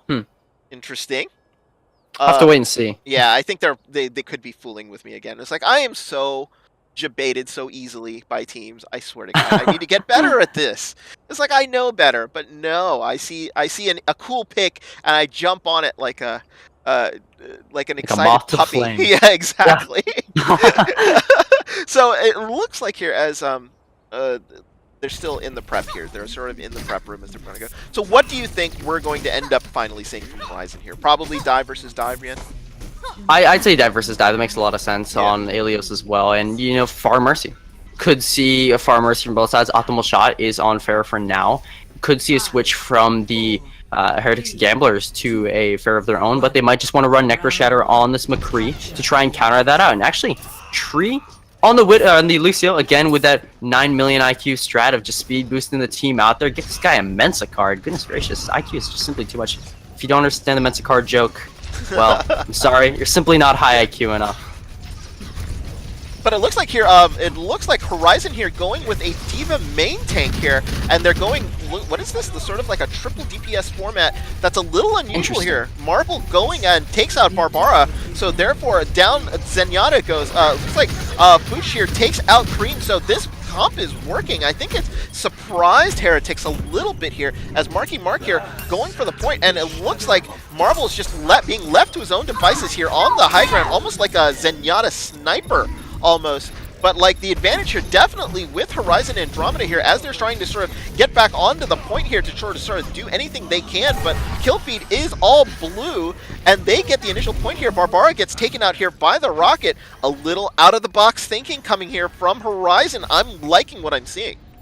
This triple DPS is really interesting running up into the dive comp, and I think what they're trying to do is they're just trying to just out damage them because they're expecting, you know, they're probably expecting a McCree here to try and shut down optimal shot, but when you're running this 3 DPS, 4 DPS if you count the 3.5 with the Zenyatta, right? Then it's really hard to run into that if you're the McCree, but here you see Fooch popping the Dragon Blade, picking up a double on the back of Iceman's initial picks with the Pulse Bomb there, and I mean, if you're Heretics here, you need to find a way to counter this DPS, and I think the way you do that is by switching to a very tanky composition. You just have so much health bars, and you just slowly but surely take them all out because they're all squishies, right? They all got 200 HP. They can't survive for very long, and if you switch to just try to out tank them, beef up your team comp. You know, they've been hitting the gym lately, getting those protein shakes, and they've got more HP than ever, but they're diving onto Marble, who has to back up onto the point. He's gonna actually be forced to use the Transcendence, which is pretty big, and here Narcissus has a chance to use his blade. Barbara is the one to go down, but Iceman's finished off as well. Marky Mark looking to get D-Mech here if he's not careful, and Necro with a high note on the side. Doesn't seem like it's gonna find anybody, though. Was just really a zoning ult, but D.Va Bomb on the side, just to get a fresh mech. Like I said earlier, billions of dollars. Come on now, you can't be spending this much. Korean government cannot fiscally support this, but you know what they cannot support is Narcissus on this Genji, who's just been slicing through the team like a hot knife through butter on the point, getting all the kills and flipping this point, but it's 90-0 here.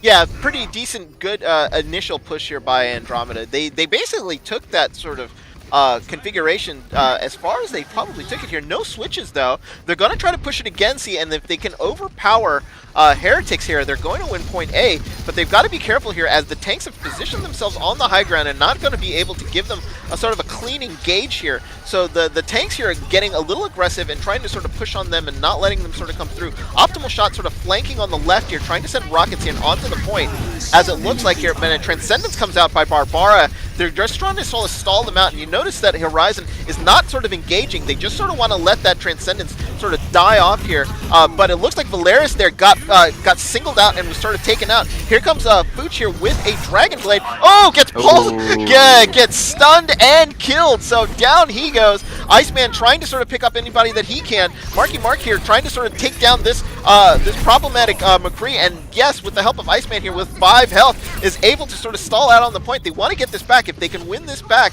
they will be able to take this point here. They're stalling it pretty decently, Heretics Gamblers here. And great ult there by Optimal Shot. They're able to sort of build up percentage here, and now they're probably going to get staggered here as they have to come in one by one. Narcissus took out, looks like Fooch, but is unable to sort of do anything else. Overtime starts to tick down. It's 4-on-1 here on the point, and they save that Transcendence here towards the very end. Overtime ticks down. Necro Shadow trying to do his best to get anything he can. Unfortunately, kills are going the way of Horizon Andromeda. They're just sort of diving here on the point. It looks like Cream trying to sort of stall it out as best as he can. Looks like Narcissus here trying to go for it, for a blade here, trying to get anybody. Oh, he gets taken down. Overtime ticks down, and that's going to do it. Horizon take point 1 here of Ilios.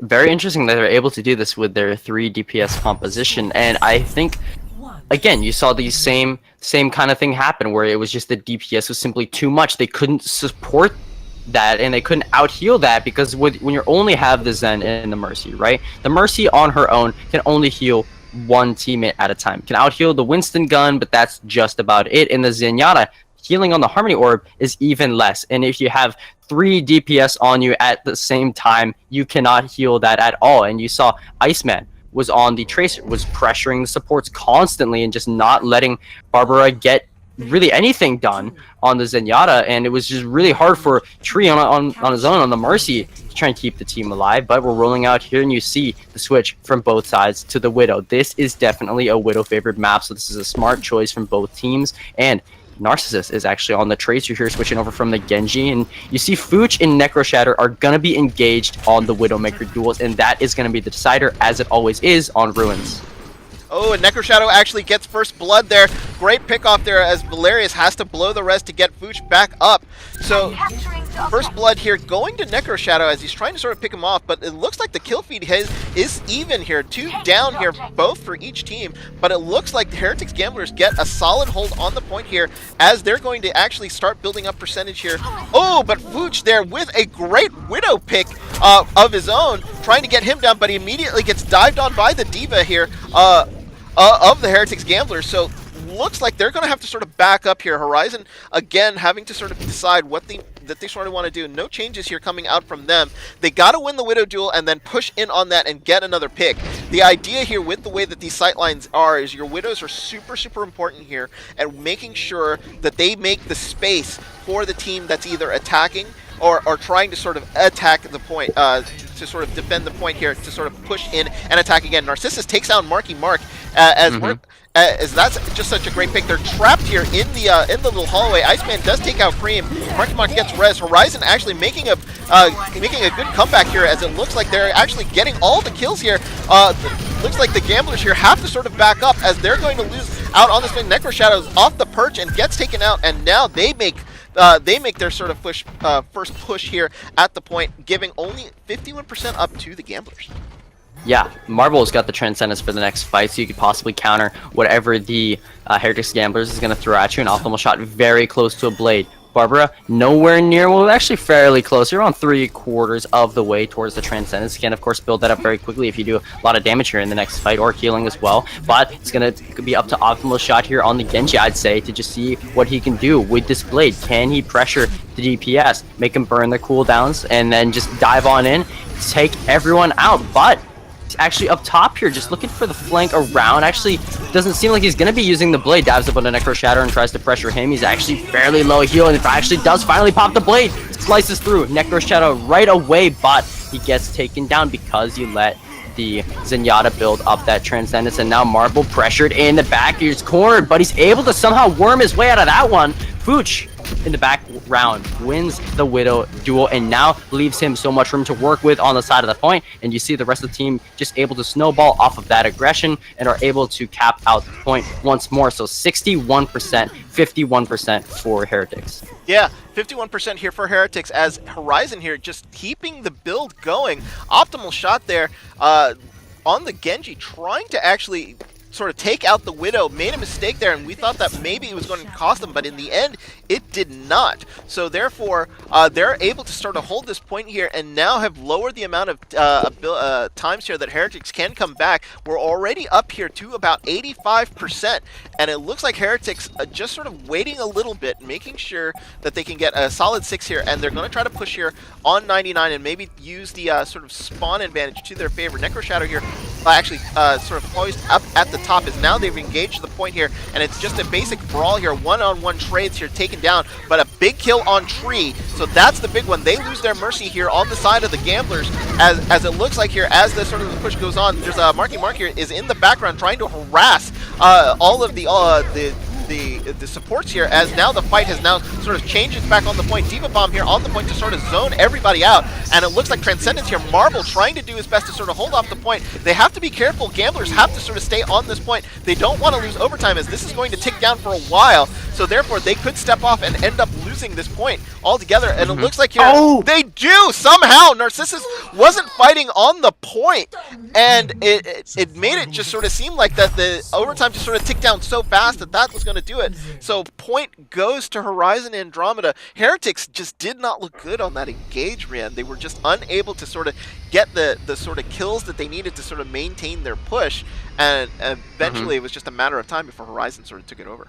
Yeah, Marky Mark there. Or no, sorry, excuse me. Iceman knocked Tree off of the point on the Mercy, right? As the D.Va fly right into that Mercy and knock him off the point, and then OT, bam, gone in a flash right there. And that is just because that was such an elongated overtime fight. It's just that timer got shorter and shorter as time went on, even though the team was over there. And again, they just didn't seem like they could find the picks against the team. But now Orisa on well, which I do like because that gives you so much an opportunity for the environmental kills, and the double fair as well, the pulled pork on the side of the Heretics Gamblers here with the Roadhog almost goes down into the pit, but Fooch on the flank taken down immediately by the McCree of Necro Shadow. Did not want to walk right into that one. If you are the Tracer, Marbles pulled around the corner here, Yoink, but he's able to get back in time. Halt came out, looked for something but couldn't find anything. Necro Shatter just rolls right into Iceman's DMs and slam dunks him back to the spawn, and the point initially goes to the Heretics Gamblers here. Yeah, Heretic looking very good here on this initial push. They actually positioned this really well. Narcissus was already sending tons of rockets here at Horizon and Andromeda very early on, so they weren't able to sort of get any sort of clean pushes here onto the point, and it was just it was a matter of just sort of taking them down one at a time as they're sort of staying here in the air. And it looks like the optimal shot here is going to take the battle into the air here, so we're going to see dueling Pharahs here. Narcissus goes down a little low, but is healed immediately back up. Iceman's trying to get onto the low ground, try to build up that blade and sort of try to take out everybody on the ground. He's got to be careful for that pull pork in the ground. Oh, and down goes Cream here, so they lose the Orisa on that side, but down goes Narcissus on this side here. So it looks like that's not going to end up working out really well for Horizon right now, as they're still trying to sort of take this point. Barbara here trying to sort of do anything that he can, sort of wrap around and maybe boop boop the tank here from Marky Mark. So it looks like they're still trying to stall as best they can.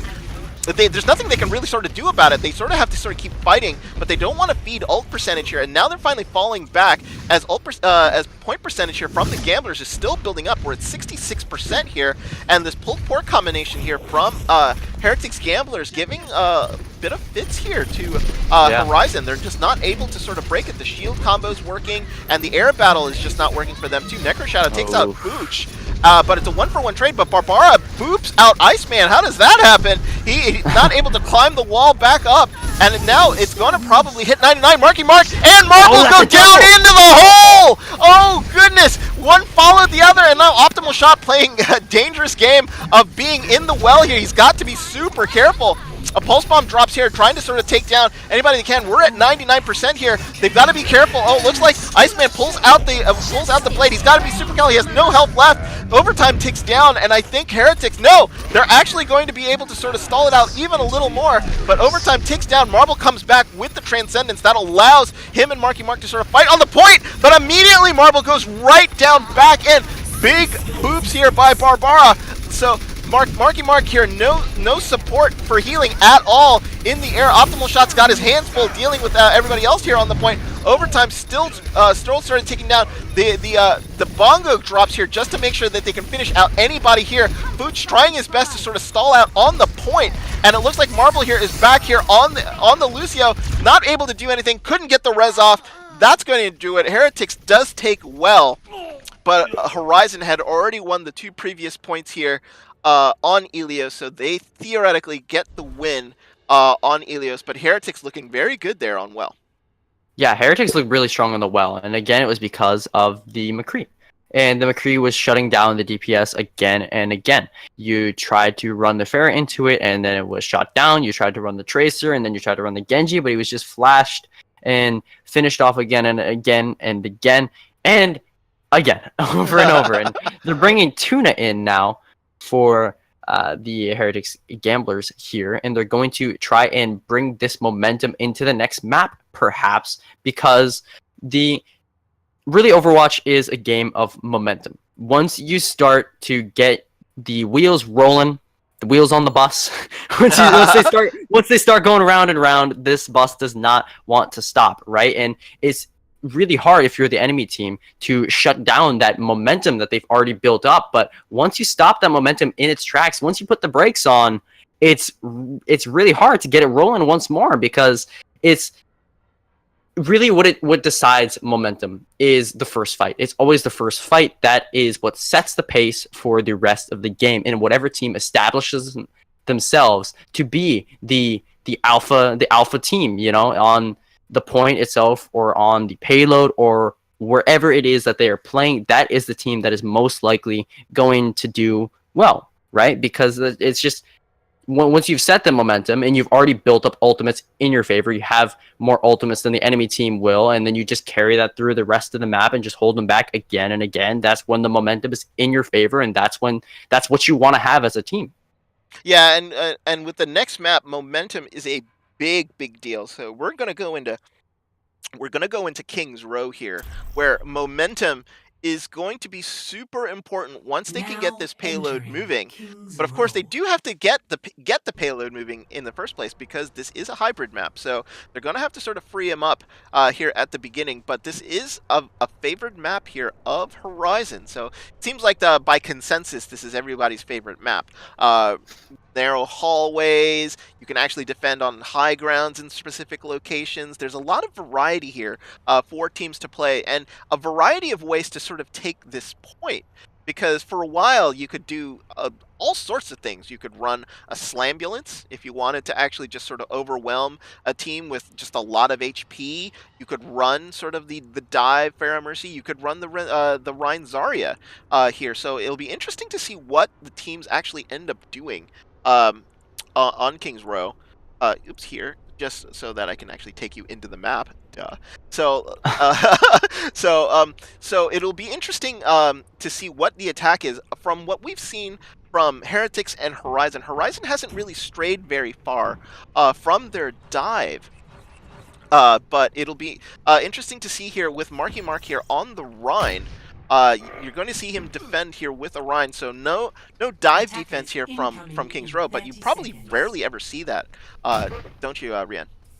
No, yeah, Ryan's Zarya is always what you want running on King's Row because Ryan just has so much value. Just stand right in the middle of the choke point or right next to the hotel with a big old statue, and then you just lock all those areas down as Ryan, and it's really hard on the offense to push into that, especially when you have the Hanzo as well and just constant damage from him. But on the offense, Tuna is on the Widowmaker here up top. You see he's exposed though with that Sonic arrow that came out from Fuchs, and he knows, so he's going to drop back down and move onto the side here before he can get set up positioning here with the Widowmaker, which is really going to be a big factor because the offensive Widowmaker on King's Row is huge, and you see he's up on that little ledge. He's going to drop down over to the bus now just to try and get some shots around the corner, finds PK Factor, but the shield was there to block it. But you see the damage is done already. Nick is taking a lot actually. He's able to get healed by Night Veil, but it's really hard for him to move in because the momentum is already shifting towards the side of the Horizon here. But Tuna finds optimal shot. It's simply not enough because Fuchs was there, but here's Necro Shadow with a flank on the Reaper.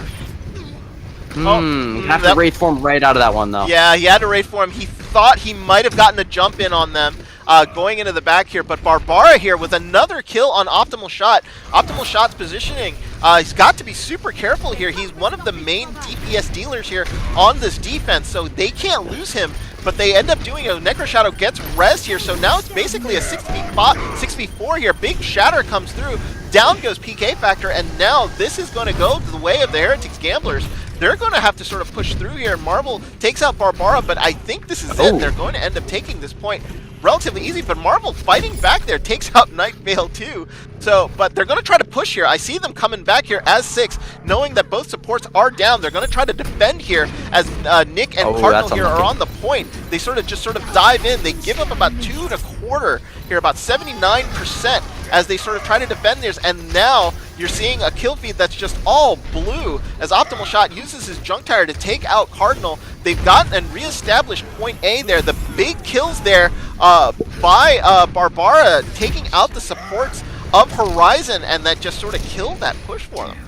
Yeah, but here, Valrius is down right away, has to walk back from spawn, whereas the spawn for the offense is right there. So this is when they need to push in and establish themselves on the point when the Mercy's not there, because now that's exactly what they're doing. They have to use the Transcendence to keep the team alive, but there the charge, beautiful Shatter timing to lock that one down. Tackles Marky into the corner, but there Necro Shatter! Massive, an entire team goes down to Necro Shadow. I could have sworn I heard a nothing personnel kid right before he did that one. Because, my goodness, everyone, you were already dead there. Necro Shadow knew exactly what he was going to get there with that massive Death Blossom to completely shut down any hopes that the Horizon had there of a hold. It was timed so well too. He waited for Marble to use the Zen ult before he even tried to do anything, and then as soon as that was able to happen, he sort of ghosted in and then melted 5 of them in the back there. So great timing there by Necro Shadow, and now it looks like a Grab Dragon combo comes out here, but great timing on the Zen ult, so nobody goes down. Tuna though ends up taking Fooch and Optimal Shot, and Mark goes down too to Nick, and this payload is moving. Well, it is supposed to move if Barbara can sort of stay on the point, and they're making some space for themselves here as they're sort of pushing back Horizon. Horizon here not looking good there. They wanted to actually combo it there, but they didn't factor in the fact that Barbaras had not used the Zen ult yet, so that combo Grab Dragon comes to naught, that Transcendence being able to nullify 2 ults at the same time, so they get extreme value there on the Transcendence, and now they're starting to push here, and Tuna doing some work there, takes out Valerius. They know they've lost this fight. Looks like a tire. They're trying to sort of even up the fight there with Nick going to go down. They're re-engaging here with 0.08 meters left onto the point. Look at this. They with that tilt, but Necro Shadow takes out the Zen, and another ult there, but Ultimate Shot says no. Tuna though getting the kills they need, just excellent here on the Widow. My goodness, Tuna doing what Tuna needs to do, and it just shuts down all of Horizon, and now they capture point C with 3:50 here left on the clock. Tons of time for them to do some damage here on point C. I mean, r/Thanos did nothing wrong, right? Just banned half their members, you know, a little Reddit drama for you there, and Thanos would be proud of Tuna there. I mean, he wiped out half of all life on Horizon, and he's doing it again. Seems like with the initial kill onto Fooch, but he's brought back in time here. Seems that they had the time stone to just rewind that, give him another shot here, but again, Tuna does not even give him the time of day. Shuts him down instantly. Valerius has to be extremely careful here if you are the Moth trying to play into this, and look where Tuna has established himself on the Widowmaker. Not even getting the headshots, just the body shots, letting Necro Shadow clean up on the side. Fooch finally wins it, but it doesn't matter. It's just too little too late, and that is going to be that. We're going to reset here, put the swap up the teams, but that was just amazing gameplay from Tuna and Necro Shadow, both showing the value that both these DPS have and what happens when you have the close range and the long range DPS working in tandem. Yeah, Tuna, where have you been all my life? Those shots were so sexy. My goodness. And that just goes to show what a good Widow could do for you. Like, Tuna positioned herself right up at the front and was able to sort of shut down any push that Horizon was able to come out of the door and try to sort of like stall that they could. They were coming out and immediately just getting clicked. There was just nothing they could do about it, and then followed up by the rest of the teams. Heretic, seeing the picks coming through, was able to be super aggressive and just sort of hold them at the door, and then what a great sort of IQ play of setting the grav to the other side as the payload was approaching to just not allow anybody to come out of the second door, and they gave themselves a great finish there at the end. I think there was over 2 minutes 30 seconds, I think, on the clock at the end there by the Heretics Gamblers, so they looked excellent here on King's Row. They really did look very clean here on King's Row. I mean, Mr. Clean himself would be proud if he saw that these teams were using their DPS to their advantage. Oh my god, Nick, you're gonna give yourself a seizure. My god, calm down. Cardinal too. Oh, calm down, yeah. Calm down. Please. Calm down. It's like a laser light show out here with the Zarya energy beam. Doors are opening though. Tuna again on the Widowmaker in the back line here, and you have the Pharah as well as the Widowmaker of Fooch. They're going to be looking for the Widowmaker duels here, and Tuna has to really do some more work here to shut down both the Widowmaker as well as the Pharah of PK Factory, who's kind of waiting around the corner here, wants to play it safe because they know that they have the Widow. Boops Cardinal into the back and is actually spamming some rockets here. Catches Tuna at an inopportune time And there we go. PK Factor showing he's got a lot of tricks up his sleeve. Necro Shadow flies up there. They're going to be able to sneak actually that res off, but the picks already come through. You invest all your resources into getting that Mercy up there to res, and then it's just simply not enough. Tuna has to back out. Yeah, that was such a big kill there up at the top. By taking out the Widow, they almost seemed like that they collapsed their defense super quick, because they were really depending on Tuna to actually do a lot of the carrying there, because they knew if they could just sort of open up the ground, Tuna would be able to sort of finish them off. By taking him out right away, they almost sort of collapsed in on themselves, and they had to burn their res, force the Mercy up into the top, and that just sort of opened up the ground for the rest of Horizon to sort of push in and do what they needed to do. So good stuff there on the pick there by PK Factor there up in the air. So now they're going to push through here, and they're getting a lot of space. Heretics Gamblers was just unable to sort of set up a real sort of defense, it looks like, as Nick is looking... Oh, that's unlucky. Yeah, Tuna, though, does take out PK Factor, so they lose some of that. But Nick goes down. Marky Mark opens it up for a big shatter here. Cardinal is down, but they can't get to him. So, like, they hit the shatter, but they're unable to sort of optimize. Optimal Shot repositions himself up in the air to sort of give himself a better angle here on Necro Shadow, who is there trying to stall out the payload, but the payload is constantly moving here, so there's nothing really they can do. A charge comes in from the side, and Necro Shadow goes down, but Fooch got taken out by Necro Shadow before that happened, so they are a little bit even here. Valerius actually got Fooch back up. And it looks like PK Factor uses the ult there in the middle of nowhere with no protection, so that's going to cost them. Fooch, though, takes out Night Veil, and Transcendence comes out from Barbara here, trying to sort of stall him out. They know they have a little bit of a spawn advantage here. Dragon comes out knowing that the Transcendence was actually already used, but Nick there gets taken up by Marky Mark with a great shatter. There was just nothing Nick could sort of do about it, and now they're moving still. 4:06 here on the clock. They're going to get another minute 30 on top of this. They're going to have oodles and oodles of time here to sort of finish off the game. This is where the wheels on the bus. They are going round and round. It's picking up speed. It's accelerating. You cannot stop this bus. It has no brakes. It's so hard to halt the momentum that they've had so far. Look at that optimal shot. Double sniper comp to shut down Tuna. It's brilliant because it works, and it's been finding so much value. And Fooch, again, triple kill himself, mimicking Tuna on the offense. Now he's doing his best impression. It seems both of the Widowmakers here are doing an excellent job. I mean, if you look at Fooch here, he has the infra sight. Look at him, he's got the golden gun too. That's how you know this is a hardcore Widowmaker player. He's killing it out here, literally. But now, Tuna, both teams again have the infra sight up. They know where everyone is. The Widowmakers want to play very conservative here, but here's a shatter. It's not going to find anything. Marky Mark is actually going to pay for that with his life, but 4 minutes left on the clock. They can afford to lose this fight as Necro Shatter finds 2 of his own. They again just have so much time here that I'm sure that they have more than enough time in the bank to push this just a measly little 5 more meters. Yeah, right, what ended up happening there was both of them using the eyes there from the Widow. Both of them were sort of reluctant to sort of attack and step out on each other, which was very interesting because it basically stalled the push-up. So in a way, that ult there, that counter ult there by Tuna just allowed them to give themselves a little bit of breathing room to sort of hold up the post and stop that momentum. And now it looks like a Dragon comes out. Great timing there with the Graviton actually pulls them into the Dragon and stalls their push again here with 3:50 here on the clock. There's tons of time here for Horizon to sort of do something, so they want to sort of take their time. They're going to try to build up ults here. Marky Mark here, the only one that's sort of really low as PK Factor and Fooch here, ready to probably pop ults here once they start to engage, but they're probably going to take this a little slowly. And there's Fooch there, takes out Tuna, so they lose their Widow there right away. So this is going to open up some space for them right here, right now. Fooch actually repositioning himself, trying to get into the backline there, but a Valkyrie popped here by Night Veil, trying to sort of keep anybody up. He hits the shot, but it's not really sort of helping. Hanzo, optimal shot, trying to get as much defense as he can here. Marble with a great Transcendence there to sort of keep this push going and the momentum going.